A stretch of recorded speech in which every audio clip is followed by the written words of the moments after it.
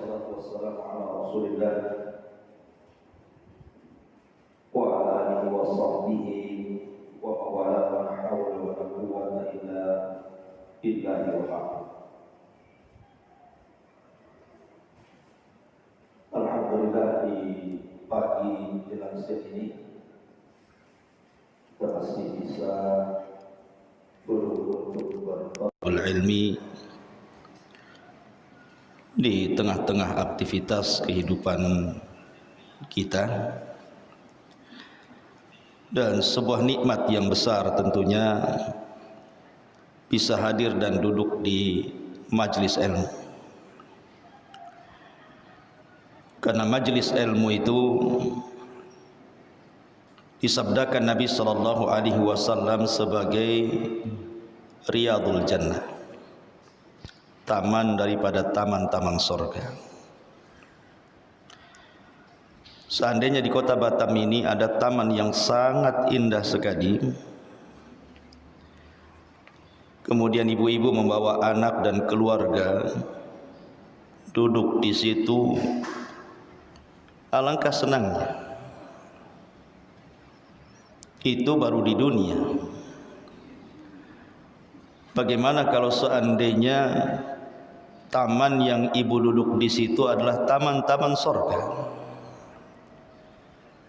Tentu tidak kebayang betapa indahnya taman surga itu. Lah, orang yang duduk di majelis taklim itu sama dengan orang yang duduk di taman-taman surga. Tetapi masih banyak juga rupanya saudara-saudara kita yang tidak tertarik untuk duduk di taman surga ini. Padahal Nabi sallallahu alaihi wasallam bersabda dalam sebuah hadis yang sahih, "Idza marartum birriyadil jannati fartam." Kalau kalian lewat di taman-taman surga, singgah di situ, kata Nabi. Sahabat bertanya, wa mariyadul jannah, apa sih taman surga itu wahai Rasul?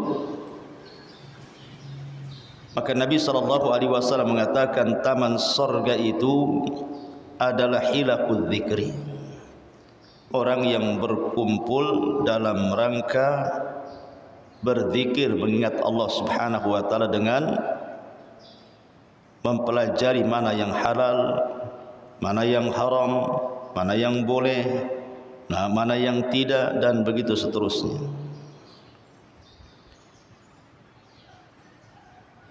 Dan Allah Subhanahu wa taala mengatakan, ala bi dzikrillahi tatmainnul qulub. Ingatlah, dengan terus mengingat Allah itu tenang hati kita. Taib, salawat diiringi salam hadiahkan kepada Rasul sallallahu alaihi wasallam, dan kita lanjutkan kajian kitab Tauhid, dan kita masuk pada bab ke-37, termasuk syirik, beramal kebaikan tapi tujuannya hanya untuk semata-mata dunia. Ma'asyiral muslimat yang dimuliakan Allah Subhanahu wa taala. Di sini ada dua dalil yang disebutkan oleh muallif rahimahullahu taala. Pertama, surah Hud ayat 15 sampai 16.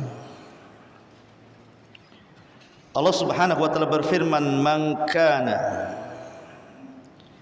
yuridul hayatad dunya wa zinataha nuwaffi ilaihim a'malahum fiha wa hum fiha la yubkhasun ulaika alladzina laysa lahum fil akhirati illa an-nar wa habita ma sana'u fiha wa batilum ma kanu ya'malun." Barang siapa yang menghendaki kehidupan dunia dan perhiasannya saja, niscaya kami berikan kepada mereka balasan pekerjaan mereka di dunia dengan sempurna, dan mereka di dunia tidak akan dirugikan sama sekali. Mereka itulah orang-orang yang tidak memperoleh di akhirat kecuali neraka, dan lenyaplah di akhirat itu apa yang telah mereka usahakan di dunia, serta sia-sialah apa yang telah mereka kerjakan. Perhatikan ayat ini. Allah Subhanahu wa taala menggambarkan tentang orang-orang yang menghabiskan dunianya hanya untuk dunia. Allah Subhanahu wa taala Rahim, Maha kasih sayang. Tetap saja Allah Subhanahu wa taala memberikan dari rizkinya kepada siapapun dari hamba-hambanya. Apakah hamba itu mukmin ataukah hamba itu kafir, tetap Allah Subhanahu wa taala anugerahkan rizki kepada mereka. Karena Allah Subhanahu wa taala yu'ti man yuhib wa ma la yuhib. Allah itu memberikan rizki dunia ini baik kepada orang yang dicintai Allah ataupun yang tidak dicintai Allah. Karena dunia di mata Allah Subhanahu wa taala itu tidak ada nilainya. Sebagaimana sabda Nabi sallallahu alaihi wasallam, "Lau kanatid dunya ta'dilu janaha ba'udah, ma saqa kafiran minha syurbata ma'in." Kalau seandainya dunia ini senilai dengan sayap seekor nyamuk, tentu tidak ada satu kafir pun yang akan diberikan minum walaupun setetes air. Jadi kalau seandainya dunia ini ada nilainya walaupun sebesar sayap nyamuk, anggaplah ada nilainya sebesar sayap nyamuk dunia ini. Maka kalau memang memiliki nilai walaupun kecil, tentu orang kafir tidak akan diberikan dunia sedikit pun. Satu tetes air pun tidak akan diberikan kepada mereka. Tapi karena dunia tidak ada nilainya, makanya orang-orang kafir pun ikut menikmati di situ. Bahkan di dunia sendiri hari ini orang yang paling kaya justru orang kafir, bukan orang yang beriman. Dari sini menunjukkan bahwa dunia ini bersyarikat antara mukmin dan kafir. Lalu apa yang dibanggakan? Ma'asyiral muslimat yang dimuliakan Allah Subhanahu wa taala, sebelum saya menjelaskan tentang apa maksud pengarang ketika membuat bab ini, saya ingin menjelaskan satu hal yang paling penting yang berkaitan dengan bab ini. Apa itu?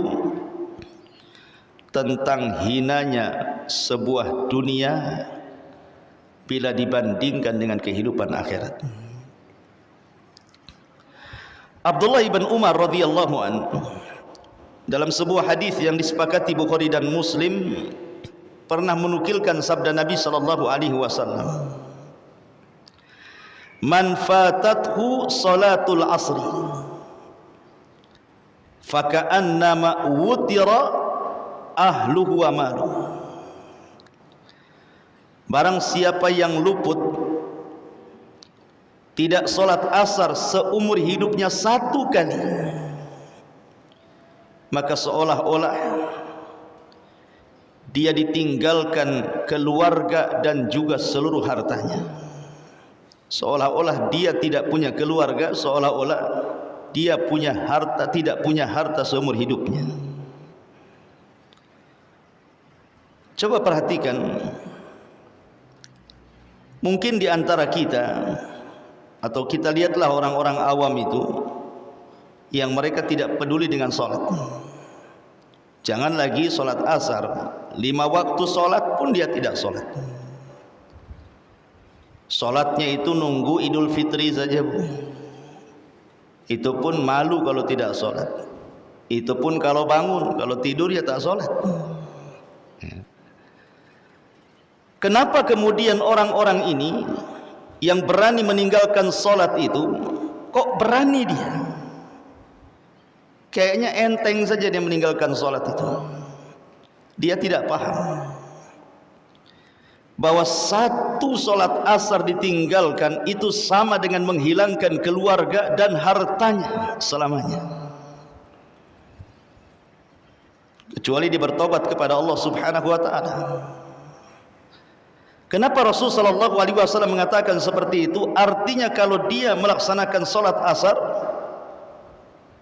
maka seolah-olah dia dikembalikan keluarga dan juga seluruh hartanya, menunjukkan bahwa amalan yang sedikit tetapi diberikan dunia yang banyak, tetapi meninggalkan amalan yang kecil yang sedikit bisa meninggalkan padanya dunia dan seluruhnya. Ini menunjukkan apa? Hinanya dunia. Bahkan lebih jelas lagi, Nabi SAW mengatakan raq'atal fajri khairun minad dunya wa ma fiha. 2 rakaat salat sunnah fajar, Bu, setelah azan sebelum qomat, pahalanya lebih baik dibandingkan dunia dan isinya. Bayangkan 2 rakaat sunnah, padahal belum cerita wajib, baru sunnah. Itu lebih besar nilainya dibandingkan dunia dan isinya. Apa isi dunia itu? Macam-macam kan. Seandainya ibu diberikan satu kota Batam saja, sak hotelnya, sak apartemennya, sak fasilitas-fasilitasnya, tempat-tempat hiburannya, dikasihkan, ini milik ibu kota Batam ini. Senang enggak, Bu? Senanglah. Beli kapling, satu kapling aja ribut kan gitu. Apalagi dikasih satu kota Batam, apa enggak senang tuh? Artinya bahwa satu kota Batam saja itu sudah luar biasa itu. Kita punya tanah sebesar Batam itu ya. Wah, ibu udah jadi raja Batam tuh, ratu Batam ya. Tetapi lihat nilai sebuah kota Batam bila dibandingkan dengan 2 rakaat solat sunnah, itu tidak ada apa-apanya, kecil. Karena bandingannya bukan kota Batam, satu dunia. Dibandingkan dengan 2 rakaat fajar, itu kecil. Menunjukkan hinanya dunia, Bu, di sini. Makanya bahasa Arab ad-dunya, kenapa disebut dunia itu? Pertama karena dunia itu al-ula, kehidupan pertama. Disebut dunia itu karena kehidupan pertama, artinya ada kehidupan berikutnya. Yang kedua disebut dunia, itu dunia karena dia adalah darun faniyah, tempat yang tidak akan kekal selamanya. Dan kenapa disebut dunia? Kata para ulama bahasa, li'anna fil manzilatid daniyah, karena dunia itu rendah artinya. Jadi dunia itu bukan tempat tujuan. Dunia itu sangatlah fana, tidak mungkin mengekalkan. Dan dunia ini sangat rendah, itu makna dunia. Lalu apa yang dibanggakan dengan dunia? Orang-orang yang sombong-sombong itu bangga dengan dunia. Ma'asyiral muslimat yang dimuliakan Allah Subhanahu wa taala. Bahkan Nabi sallallahu alaihi wasallam mengatakan dalam hadis yang dikeluarkan Muslim dalam sahihnya, dari Abi Hurairah radhiyallahu an, Rasul bersabda, la an aqula subhanallah walhamdulillah wa la ilaha illallah wallahu akbar ahabbu ilayya mimma tala'at alaihi syamsu. Kata Nabi, kalaulah aku mengucapkan subhanallah walhamdulillah wa la ilaha illallah Allahu akbar, itu lebih aku cintai, kata Nabi, dibandingkan matahari yang terbit dari timur dan menerangi cahaya bumi. Coba bayangkan, matahari ini adalah sirrul hayah, rahasia kehidupan manusia. Kalau tidak ada matahari, manusia bisa mati. Seolah-olah Rasul mengatakan orang yang mengucapkan subhanallah walhamdulillah wala ilaha illallah Allahu akbar lebih Rasul cintai daripada seluruh kehidupan dunia. Menunjukkan hinanya dunia dan mulianya akhirat. Bahkan Nabi SAW mengatakan juga, ribatu yaumin fi sabilillah khairun minad dunya wa ma fiha, rawahu Muslim. Seseorang yang berjaga satu hari saja di jalan Allah Subhanahu wa taala itu lebih baik daripada dunia dan isinya. Lihat bagaimana Nabi SAW menggambarkan betapa hinanya dunia ini.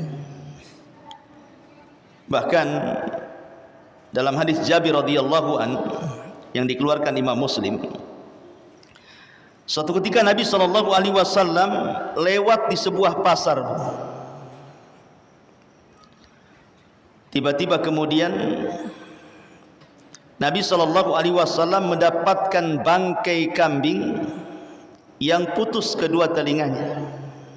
Bangkai kambing mati, putus dua telinganya itu. Kemudian Nabi SAW, karena di situ banyak para sahabat, kata Rasul, ayyukum yuhibbu anna hadza lahu bidirhamin. Kata Rasul, siapa di antara kalian yang mau membeli bangkai kambing yang rusak telinganya ini? Enggak mahal-mahal, 1 dirham saja, kata Nabi. Faqalu, maka para sahabat mengatakan, ma nuhibbu annahu lana bi syai'in wa ma nasna'u bihi. Kata para sahabat Rasul, kami tidak suka dengan bangkai kambing. Kalaupun dia hidup, untuk apa, katanya. Walaupun 1 dirham sekalipun kami tidak mau membelinya. Maka Nabi SAW mengatakan, wallahi demi Allah, la dunya ahwan 'ala Allah min hadza 'alaikum. Kata Nabi SAW, demi Allah, dunia jauh lebih hina dibandingkan bangkai ini untuk kalian. Lihat betapa hinanya di pandangan Nabi SAW dunia ini. Apalagi kalau seandainya dibandingkan dengan sorga, makin gak ada apa-apanya dunia itu. Makanya Rasul mengatakan, inna maudhi'as sauti fil jannati khairun minad dunya ma fiha. Tempat semetiknya, Bu, tempat semetiknya di sorga itu masih lebih baik dibandingkan dunia dan isinya. Baru tempatnya itu, 1 cemeti saja, 1 cambuk, itu lebih baik dibandingkan dunia dan isinya. Kenapa kok dunia ini sehina ini gitu ya di mata Rasul SAW dan juga para sahabat? Karena Rasul SAW mengatakan dalam sebuah hadis yang dihasankan oleh Syekh Nasiruddin Al-Albani rahimahullahu taala, inna dunya mal'unun, inna dunya mal'unatun, mal'unun ma fiha illa dzikrullah wa mawalah, illa dzikrullah wa mawalah wa alimun au muta'allimun, kata Rasul. Karena hakikat dunia itu dilaknat, dan juga dilaknat orang-orang yang hidup di atas dunia, kecuali orang-orang itu senantiasa mengingat Allah dan ibadah-ibadah yang sejenisnya, atau dia orang alim, atau dia orang yang mengajarkan ilmunya. Orang yang mengajarkan ilmu atau orang yang belajar ilmu. Dari sini maka kenapa kemudian dunia ini di mata bagi mukmin itu penjara? Sampai Rasul mengatakan ad-dunya sijnul mu'min wa jannatul kafir. Dunia ini penjara bagi orang yang beriman, surga bagi orang kafir. Karena dunia bagi orang yang beriman itu tidak menyenangkan. Dunia bagi orang yang beriman itu tidak menyenangkan. Tapi dunia bagi orang kafir itu menyenangkan. Walaupun dia hidup mewah, andailah seorang ibu ini kaya raya. Amin bu kalau dibilang kaya tuh. Jadi tetap saja kan bu, sekaya apapun ibu, kalau ibu seorang mukmin masih tidak boleh meninggalkan sholat, masih tidak boleh meninggalkan puasa Ramadan, masih tetap harus zakat, masih tetap menyempurnakan syarat Islam dengan haji, masih tetap dianjurkan hadir di majelis ta'lim. Belum bebas. Ya. 5 waktu terhalang dengan sholat 5 waktu. Belum bebas. Ya, dunia itu penjara bagi orang yang beriman. Kalau ingin bebas bu, tidak ada sholat, tidak ada puasa, tidak ada zakat, tidak ada ibadah-ibadah yang lain, murni menikmati hidup saja, masuk surga bu. Surga itu kerjaannya makan, minum, melakukan hubungan suami istri, hura-hura, senang-senang, karena semua halal. Tapi selama belum masuk surga, jangan harap itu. Dunia ini masih penjara bagi kita. Bahkan tidak ada tahu sebuah nilai dunia kecuali Allah yang menciptakannya. Tidak ada yang lebih tahu tentang nilai sebuah dunia kecuali zat yang menciptakan dunia. Siapa? Allah. Lihat Allah berfirman, ma indakum yanfud wa ma indallahi bakin. Harta atau dunia yang ada di sisi kalian pasti lenyap, tetapi yang ada di sisi Allah itulah yang kekal. Dan kita bisa saksikan bu ya, dunia ini tidak kekal. Lihat apabila datang musibah yang Allah kirim, kemudian menghantam rumah-rumah orang-orang kaya, kemudian roboh seketika, mana lagi kekayaannya? Kalau Allah mau, Allah bisa cabut seketika. Kalau Allah mau, bisa Allah bentangkan seketika. Ada orang-orang yang menumpuk-numpuk harta dari muda sampai tua. Hartanya banyak, tanahnya banyak, sampai julukannya Tuan Takur. Tiba-tiba kemudian naik motor, ketabrak, mati. Lalu untuk apa selama ini dia kumpulkan harta, tiba-tiba mati itu? Menikmati dia dunianya? Tidak juga. Makanya Allah Subhanahu wa taala mensifatkan dunia ini, wa mal hayatud dunya illa laibun wa lahwun wa zinatun. Allah mengatakan i'lamu annamal hayatud dunya laibun wa lahwun wa zinatun wa tafakhurun bainakum wa takathurun fil amwali wal aulad. Kata Allah, kehidupan dunia ini hanya main-main, hanya permainan saja, dan sesuatu yang bisa melalaikan. Dunia ini hanya perhiasan, bermegah-megah di antara kalian, bermegah-megah dengan banyaknya harta dan anak. Itulah dunia. Apa sih dunia itu? Itulah dunia. Lihat bagaimana Allah Subhanahu wa taala menggambarkan dunia. Makanya Allah mengatakan bal tu'thirunal hayatad dunya wal akhiratu khairun wa abqa. Kalian hendak mementingkan kehidupan dunia, kata Allah. Akhirat itu jauh lebih kekal dan lebih baik, kata Allah. Begitulah Allah Subhanahu wa taala menggambarkan dunia. Bahkan lebih tegas lagi, perhatikan Allah katakan dalam surah Al-Kahfi 45, wadrib lahum mathalal hayatid dunya kama in anzalnahu minas sama fakhtalata bihi nabatul ardi fa asbaha hashiman tadhuruhu rih wa kana Allahu ala kulli syai'in muqtadira. Fa asbaha hashiman tadhuruhu riyahu wa kana Allahu ala kulli syai'in muqtadira. Dan buatkanlah untuk mereka manusia itu perumpamaan kehidupan dunia ini. Kehidupan dunia ini, kata Allah, ibarat hujan yang diturunkan Allah dari langit sehingga menyuburkan tumbuh-tumbuhan di bumi. Kemudian tumbuh-tumbuhan itu menjadi kering, kemudian menguning, kemudian rapuh, diterbangkan oleh angin, dan Allah Maha Kuasa atas segala sesuatu. Perhatikan Bu, kalau ibu dulu seorang petani, atau mungkin punya orang tua seorang petani, atau mungkin punya kawan seorang petani, tanya kepada petani itu, bagaimana permulaan menanam padi sampai dia menguning. Awalnya diletakkan biji, kemudian disemai,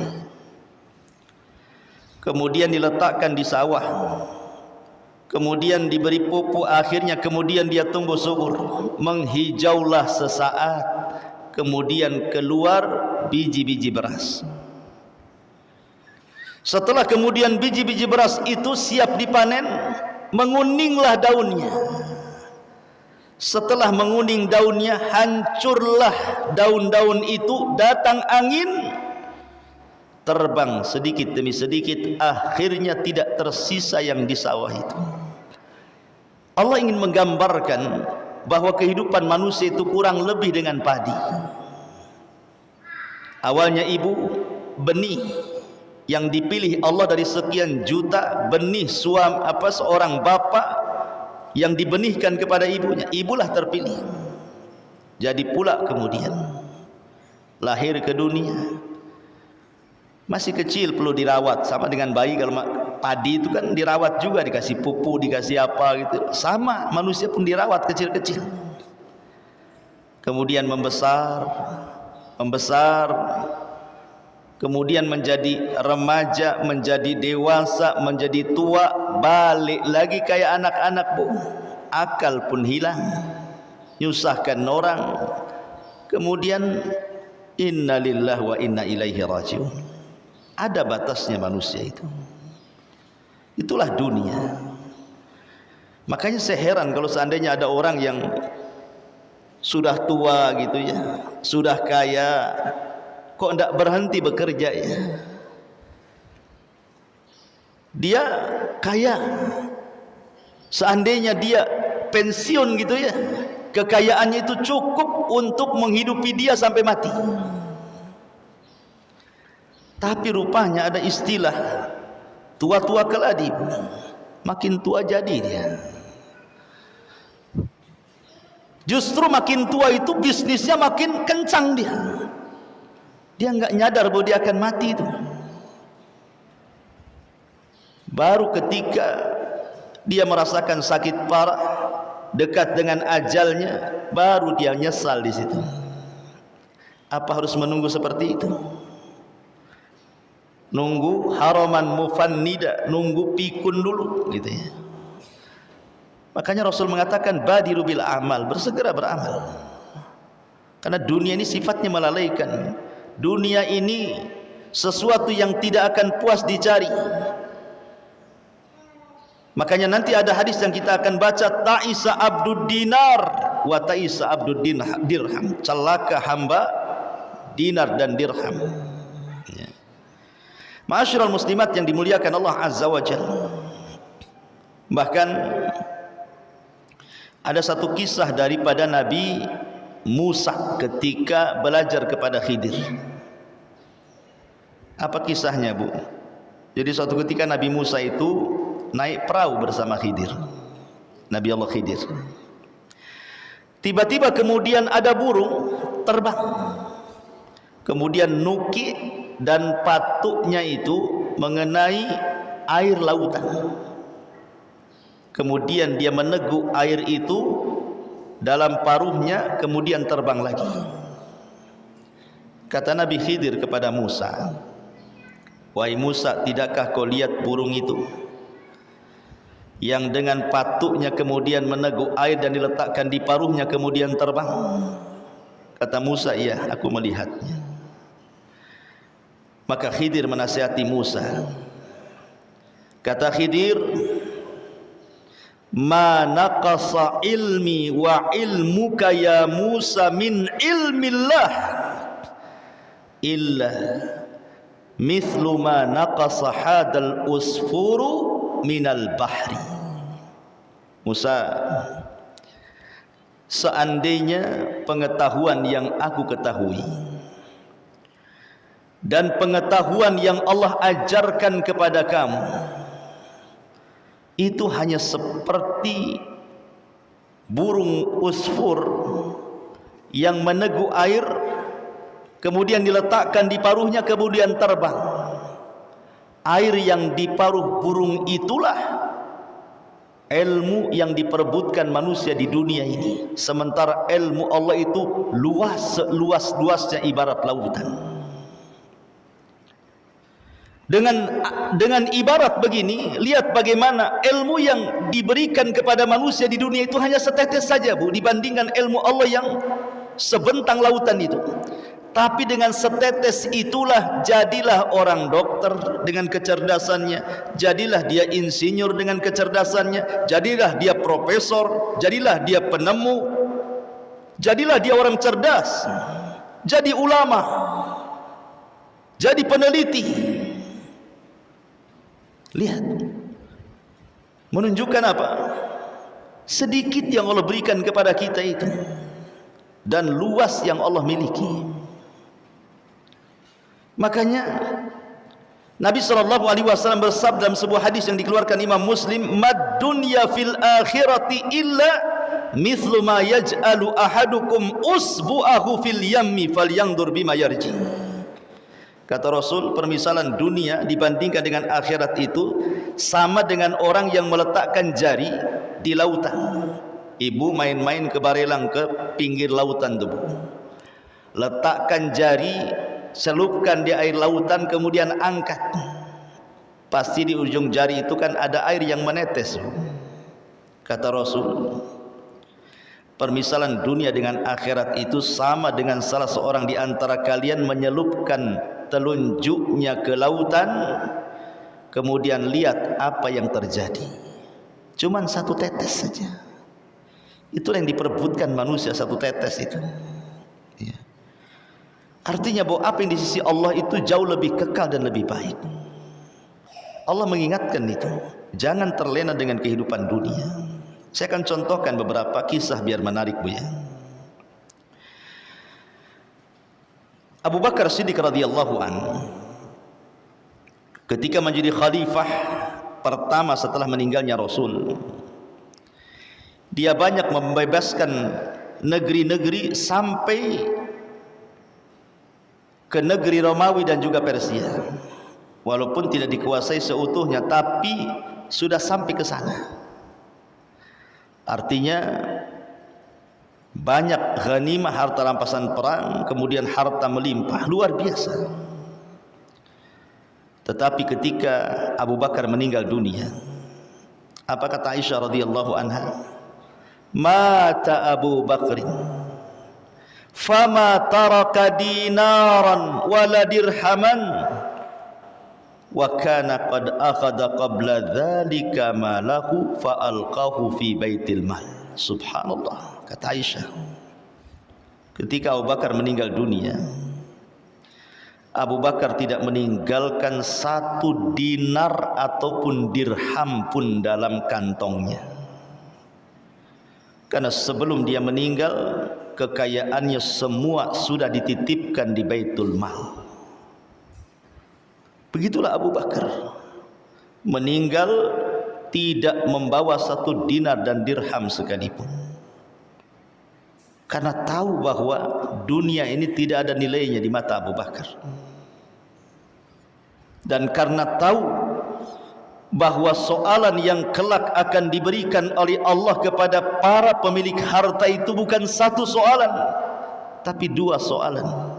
Min aina iktasabahu wa fima anfaqahu, kemana kau dapat, kemana pula kau belanjakan.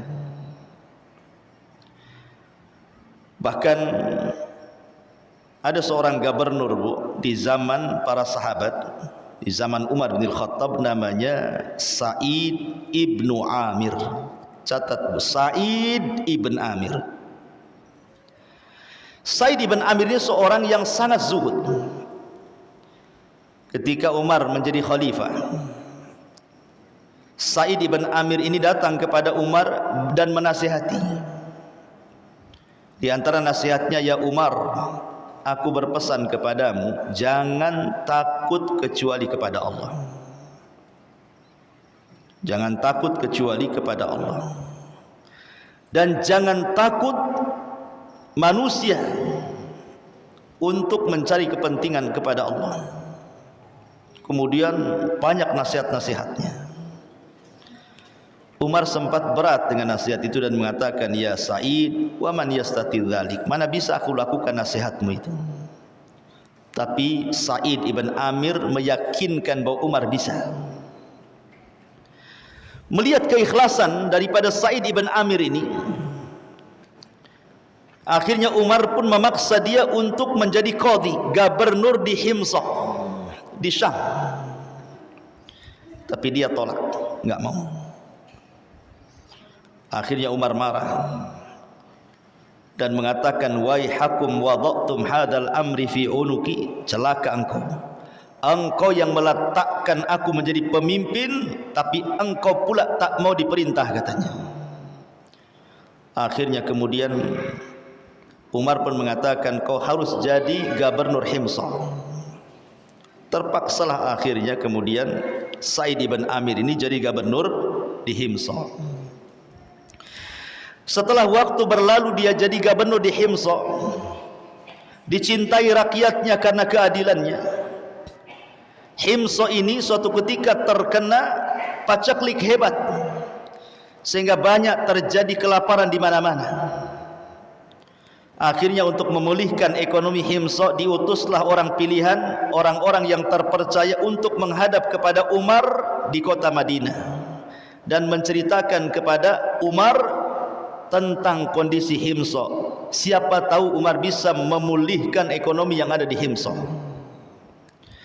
Maka Umar mengatakan kepada utusan Sa'id ibn Amir ini, coba bentangkan catatan-catatan orang-orang miskin yang ada di Himsah itu. Maka dikasihkanlah catatan orang-orang yang ada di Himsah, orang-orang fakir yang akan dibantu oleh Umar itu. Dibaca satu, si anu. Tiba-tiba Umar terperanjat. Rupanya di antara orang-orang miskin yang ada pada catatan utusan dari Himsah ini, terdapat nama Sa'id ibnu Amir. Subhanallah. Gubernur, Bu, masuk deretan orang-orang miskin. Akhirnya Umar pun mengatakan, ini siapa ini Sa'id bin Amir ini? Maka utusan itu mengatakan, dia gubernur kami wahai Amirul Mukminin. Fabaka. Maka Umar pun menangis. Kok ada gubernur masuk di catatan orang miskin? Pertanyaannya sederhana, ada enggak gubernur di Indonesia yang masuk pada kategori orang miskin menurut daerah sekitar? Tidak ada ceritanya, Bu. Gubernur di negeri kita ini semuanya kaya, nggak ada orang miskin. Bahkan syarat jadi gubernur harus kaya malah ya. Kalau nggak kaya nggak jadi dia gubernur. Makanya Umar kemudian dia kasihan dengan Sa'id ibn Amir. Akhirnya dia pun menitipkan harta yang banyak dan dikatakan kepada utusan itu, berikan harta ini kepada gubernurmu Sa'id ibn Amir. Pulanglah utusan ini, kemudian meletakkan harta di hadapan Sa'id ini. Tiba-tiba Sa'id ini menangis melihat harta sebanyak itu dari Amirul Mukminin dan mengatakan, inna lillah wa inna ilaihi raji'un. Inna lillah wa inna ilaihi raji'un. Istrinya kaget mendengar Sa'id ibn Amir tiba-tiba berteriak, inna lillah wa inna ilaihi raji'un. Kata istrinya, amata Amirul Mukminin? Apakah Amirul Mukminin meninggal sehingga engkau mengatakan innalillahi wa inna ilaihi rajiun? Katanya. Kata Sa'id, bahkan perkaranya jauh lebih dahsyat dibandingkan meninggalnya Amirul Mukminin, katanya. Bingunglah istrinya, apa maksudnya? Kemudian ditunjukkan harta yang banyak yang baru sampai yang diberikan oleh Amirul Mukminin. Ini harta ini yang lebih dahsyat dibandingkan kematian Amirul Mukminin, katanya. Saya kira, Bu, kalau ibu jadi istrinya Sa'id ibn Amir, kira-kira ibu mau ngomong apa tuh? Pasti ibu mengatakan alhamdulillah, sujud syukur. Wah, kebetulan nih kulkas belum kebeli, cicilan belum lunas, gitu ya. Rumah pula belum direnov. Itu ibu tuh kalau di posisi istrinya Sa'id ibn Amir. Tetapi istrinya Sa'id ibn Amir mengatakan kepada suaminya, kalau begitu takhallas minha, kalau engkau tidak mau dari harta hadiah dari Amirul Mukminin Umar bin Khattab, kalau begitu lepaskan dirimu dari harta itu. Lihat saran istrinya. Maka kemudian Sa'id pun meletakkan harta itu, kemudian membagi-bagikan kepada fuqara wal masakin sampai tidak tersisa sedikit pun. Lihat, begitulah takutnya akan dunia para sahabat. Ini yang laki-laki, Bu, ya. Saya cerita yang perempuan lah. Ibu kenal Ummu Sulaim, Bu, radhiyallahu an. Kenal, Bu, ya? Kenalan di mana, Bu? Ummu Sulaim ini radhiyallahu anha ketika menjanda karena Nadhr ibn Malik ibn Nadhr, suaminya kafir, kemudian meninggalkan Ummu Sulaim, kemudian mati di perjalanan menuju Syam. Adalah seorang duda kaya raya. Duda ini kaya raya, ganteng pula dia, dihormati pula kaumnya, dan memiliki keperkasaan yang luar biasa. Siapa? Abu Talha radhiyallahu anhu. Yang disabdakan Rasul, jeritan satu kali Abu Talha dalam peperangan lebih baik daripada 100 penunggang kuda. Keberaniannya Abu Talha. Sudah pemberani, kemudian ganteng, kemudian kaya, dihormati. Kira-kira kalau melamar ibu, Bu, ditolak nggak orang kayak gini, Bu? Enggak lah, yang jelek saja diterima, yang penting kaya. Makin ganteng pula dia, makin iya kan, begitu jawabannya. Tapi Ummu Sulaim ini menolak mentah-mentah tuh. Ditolak lamarannya. Padahal wanita-wanita di zaman itu kepengen dilamar oleh Abu Talha. Ditolak.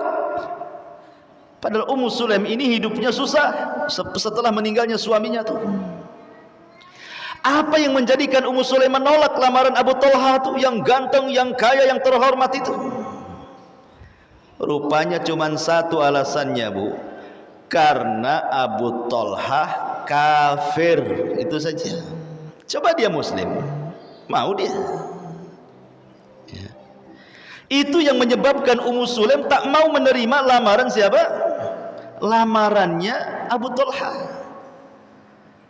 Makanya dia mengatakan kepada Abu Talha, tidak layak wanita-wanita menolak lamaranmu, hai Abu Talha. Akan tetapi aku tolak karena engkau seorang kafir penyembah berhala. Akhirnya Abu Talha pun belakangan masuk Islam demi mendapatkan Ummu Sulaim. Akhirnya menikah Ummu Sulaim dengan Abu Talha. Begitulah Ummu Sulaim mengajarkan bahwa dunia itu tidak ada harganya dibandingkan akhirat, Bu. Itu maksudnya. Dunia itu tidak ada harganya dibandingkan akhirat. sekaya apapun engkau wahai Abu Talha, seganteng apapun engkau wahai Abu Talha, sehebat apapun engkau wahai Abu Talha, semulia apapun di tengah-tengah kaum wahai Abu Talha, kalau engkau kafir, sorry, maaf, pergi kau dari sini. Ini menunjukkan sikap bahwa akhirat jauh lebih kekal dibandingkan dunia. Tapi sayang, wanita-wanita di zaman sekarang kebalikan daripada Ummu Sulaim. Kebalikan dari Ummu Sulaim, Bu, ya. Agama itu tidak pernah dilihat dia. Yang penting kaya, yang penting ganteng. Pindah agama pun siap gerak. Modelnya gitu. Zaman sekarang, Bu, ya. Ya, naudzubillah. Makanya dulu saya ceritakan, Bu, saya punya tetangga. Tetangga ini wanita muslimah, Bu. Kemudian menikah dengan laki-laki kaya, tapi Nasrani. Dia enggak peduli dengan agama, nikahlah dia dengan suaminya yang beragama Nasrani itu. Kemudian punya anak, dipaksa murtad dia. Gara-gara suaminya tuh. Lamalah berumah tangga.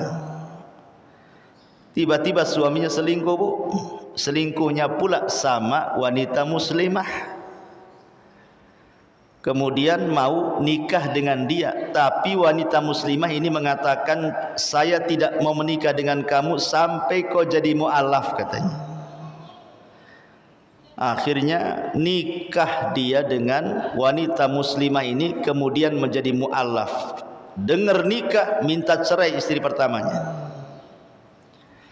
Ketika cerai dengan suaminya, istri pertamanya yang dulunya seorang muslimah masuk Nasrani gara-gara suaminya, makin gila Nasraninya. Dia enggak mau kembali ke Islam. Yang suaminya pula setelah menikah dengan wanita muslimah jadi baik pula dia mu'alafnya. Ya Allah, memang dunia ini aneh-aneh ceritanya. Ya.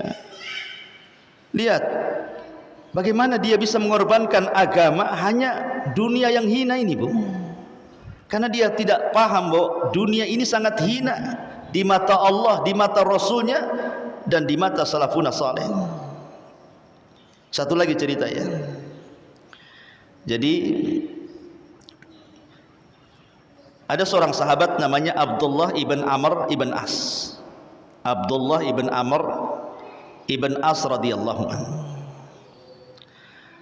Nabi SAW suatu ketika mengatakan kepada Amr ibn As ini untuk segera datang kepadanya, membawa senjatanya, membawa baju besinya, menghadap Rasul.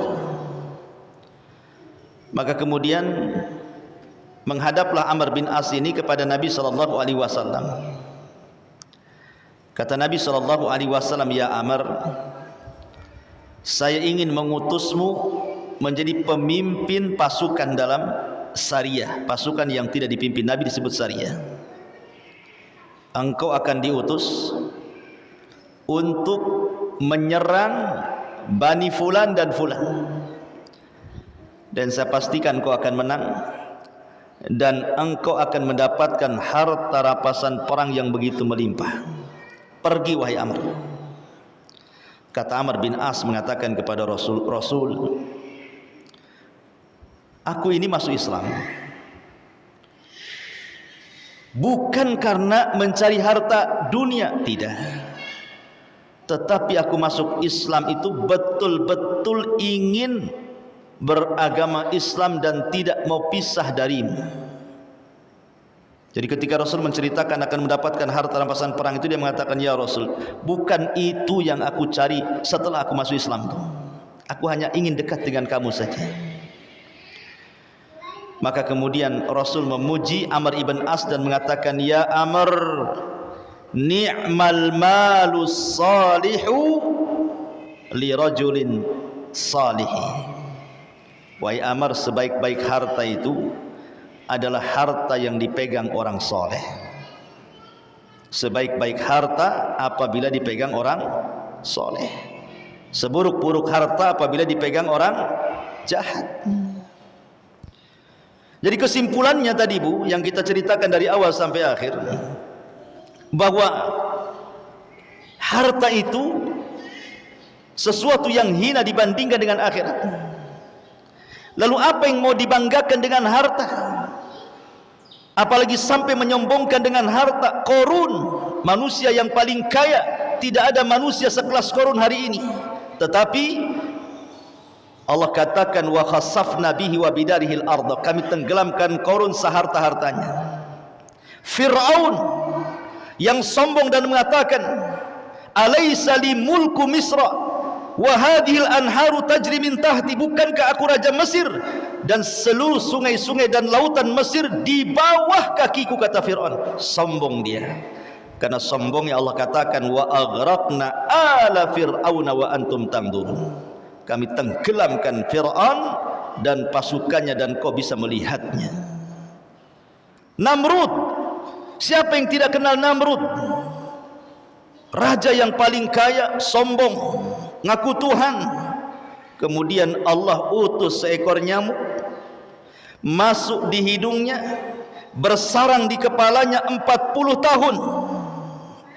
Kemudian dia disuruh pembantunya untuk memukul-mukul setiap hari dengan sendalnya kepalanya. Akhirnya setelah 40 tahun mati gara-gara seekor nyamuk. Al-Walid ibn Mughirah, orang yang dibentangkan kekayaannya di zaman Rasul, tetapi dia menghina Rasul dan mengatakan Quran itu ucapan manusia, Quran itu adalah wahyu impor dari luar sana, bukan ucapan Allah. Maka Allah katakan dalam surah Al-Mudaththir kepada Al-Walid ibn Mughirah, sa'uslihi saqar, kami akan masukkan si Walid ke neraka Saqar. Siapa lagi? Abu Lahab, Abu Jahal, orang-orang yang menyombongkan diri dengan hartanya berakhir dengan sangat tragis. Ma'asyiral muslimat yang dimuliakan Allah Azza wa Jalla. Lah di sini mu'alif rahimahullahu taala ingin menjelaskan kepada kita bahwa ada di antara orang-orang itu yang beramal bukan untuk Allah tapi untuk dunia. Ada 4 jenis manusia, Bu, ketika berhadapan dengan beramal untuk dunia. Jenis pertama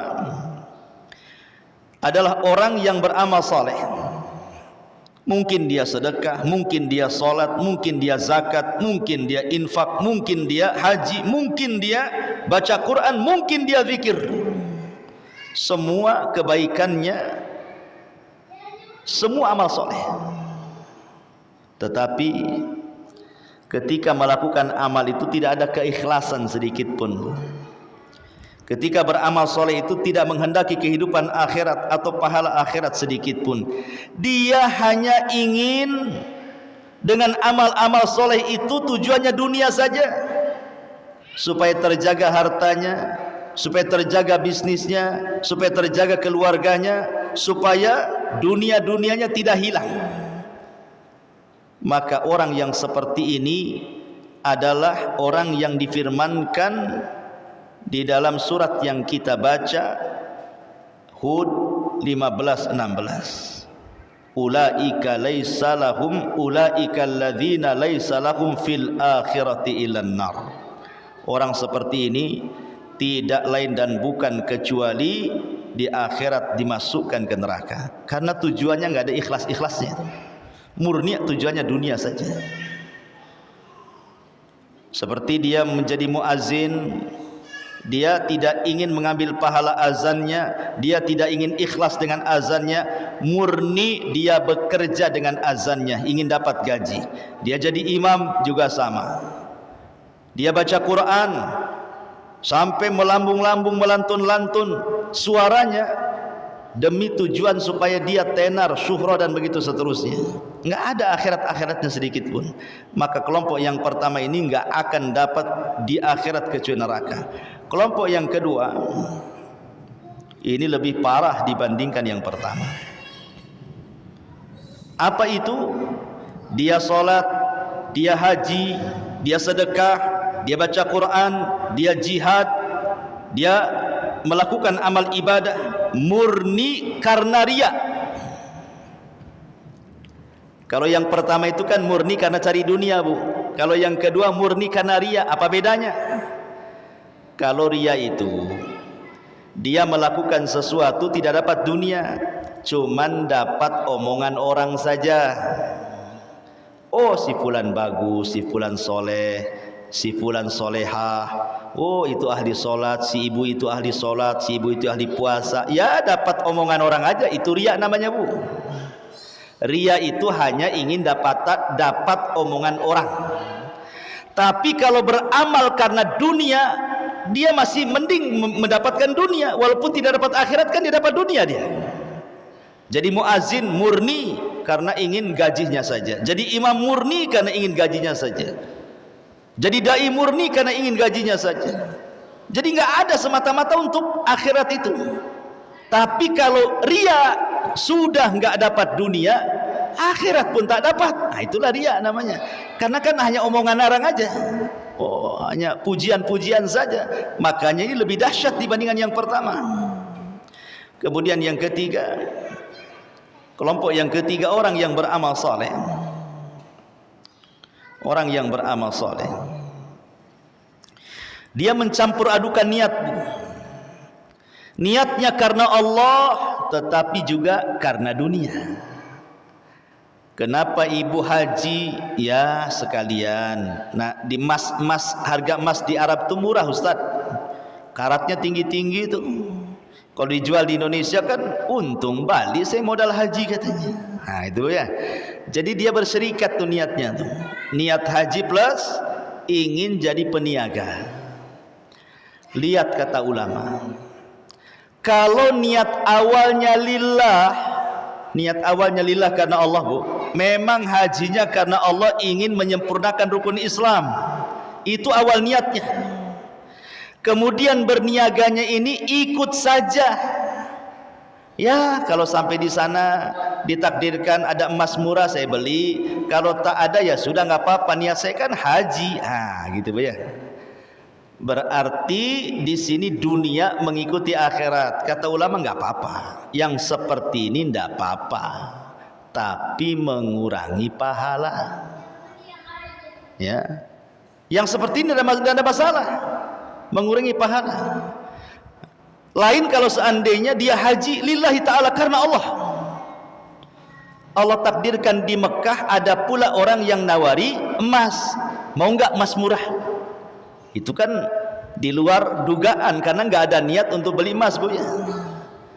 Nah, ini murni karena Allah. Berarti kalau seandainya dapat ada orang yang nawari emas, yaitu sebagai busrol ajil namanya ya, dalam hadis Rasul sebagai busrol ajil. Busrol ajil itu artinya kabar gembira yang disegerakan di dunia. Atau contoh yang mudah lah, ibu haji murni karena ingin dipanggil Bu Hajah, Bu ya, ingin dipanggil Bu Hajah saja, Bu. Niatnya ibu tuh karena Allah ingin haji, murni karena Allah ingin haji. Ya, nanti kalau pulang dipanggil Bu Hajah ya nggak apa-apa, nggak dipanggil Bu Hajah juga ya nggak ada masalah. Ya, berarti panggilan Bu Hajahnya itu kan ngikut kepada akhirat, nggak masalah. Tapi ini kan kalau sudah ada kata-kata seperti itu mengurangi pahala namanya, Bu. Lain dengan kelompok yang kedua, ibu ini murni haji, nggak mau dipanggil Bu Hajah.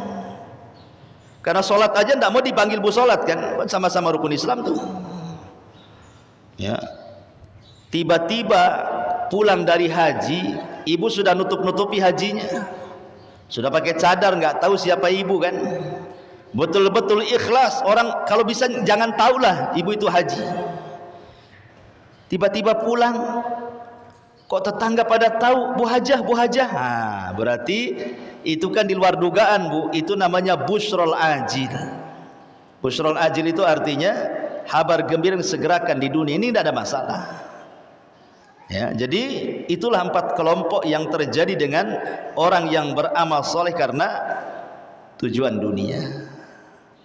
Tapi kalau seandainya dari awal sudah tujuannya dunia, tiba-tiba di tengah jalan tujuannya akhirat, tidak diterima ibadahnya, Bu. Hajinya memang karena ingin dipanggil Bu Hajah, sampai di sana diceramai ustadz, jangan, ikhlas. Akhirnya ikhlas, ibu ya. Maka innamal a'malu binniyat. maka yang dilihat niat awalnya. Maka lihat bagaimana perkara niat ini bahaya, jangan sampai dilakukan. Kemudian dalil yang kedua secara singkat adalah, inilah kalau ngaji pakai handphone, ya, lobet. Handphonenya, ilmunya di handphone, sekali lobet hilang. Nah, itulah enaknya kalau ngaji pakai kitab, nggak ada lobet-lobetnya. Mungkin ini syarat supaya ngajinya suruh selesai mungkin. Tapi nggak apa-apa, hadisnya saya ingat. Nabi SAW mengatakan, ta'isa abdud dinar wa ta'isa abdud dirham wa ta'isa abdu khamisati wal khamilah. Celaka hamba dinar, celaka hamba dirham, celaka hamba busana dan pakaian.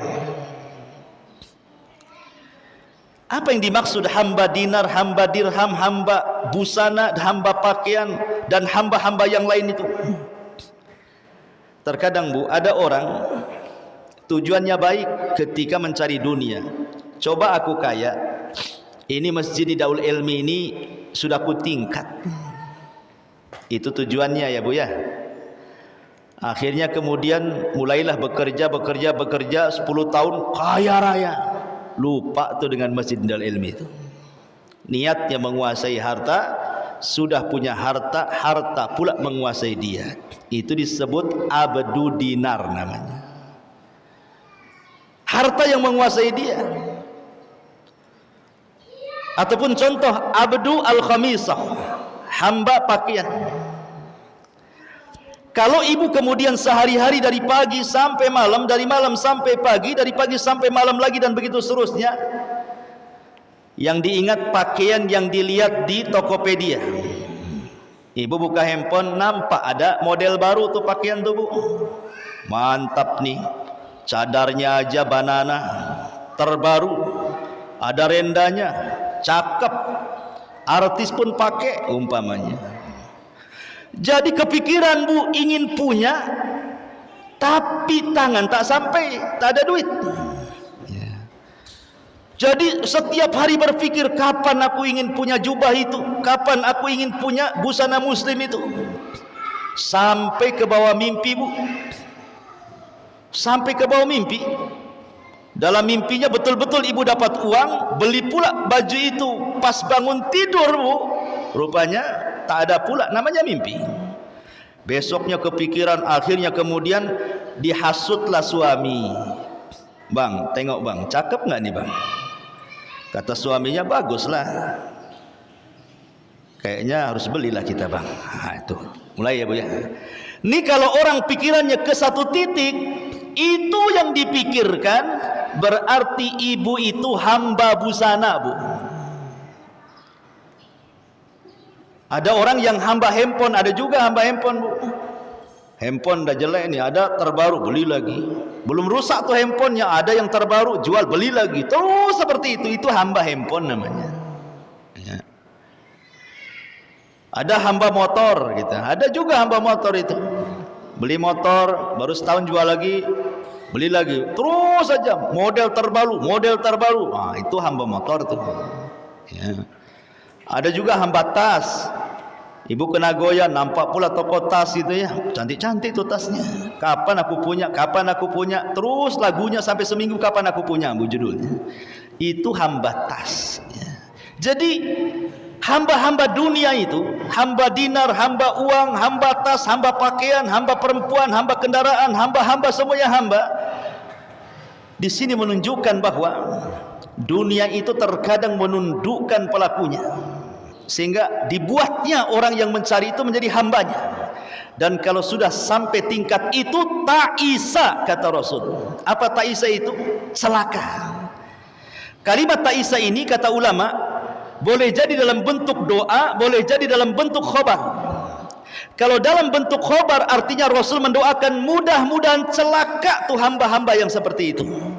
Ataupun khobar bahwa orang yang menghambakan diri pada dinar, dirham, pakaian, tas, sepatu, sandal, dipastikan celaka. Walaupun dia mendapat mendapatkan duitnya, mendapatkan tasnya, mendapatkan bajunya, mendapatkan sandalnya, mendapatkan dunianya, tetap celaka.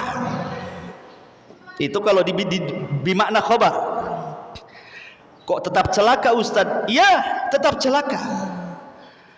Ibu kepengen baju nih, tetap celaka kalau jadi hamba baju. Kenapa?